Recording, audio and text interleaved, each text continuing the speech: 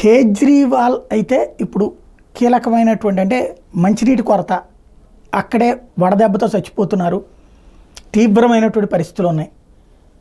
అక్కడ appeasement politics, abusement politics ఇంతకుముందు కూడా మాట్లాడుకున్నాం. ఇప్పుడు అక్కడ తాజాగా భారతీయ జనతా పార్టీ రైజ్ చేస్తున్న అంశం ఏంటంటే ఢిల్లీలోని కేజ్రీవాల్ ప్రభుత్వం హిందూ ప్రాంతాలకు నీటిని ఆపేసింది, కేవలం ముస్లిం ప్రాంతాలకే సరఫరా చేస్తుంది. అంటే ఫస్ట్ ప్రయారిటీ వాళ్ళకే ఇచ్చుకొచ్చింది. అల్లా కాలనీకి ఐపీ ఎక్స్టెన్షన్ నుండి నీళ్లు సరఫరా చేస్తున్నారు. అదే సందర్భంలో అది ముస్లింలు ఎక్కువగా ఉండే ఏరియా కాబట్టి, మరోవైపున హిందువులు ఉండేటటువంటి యమునా విహార్, మౌజ్పూర్, గోకుల్పురి నుంచి వచ్చే నీటిని సేలంపూర్, జఫ్రాబాద్, సీమాపురి ప్రాంతాలకు సరఫరా చేస్తున్నారు.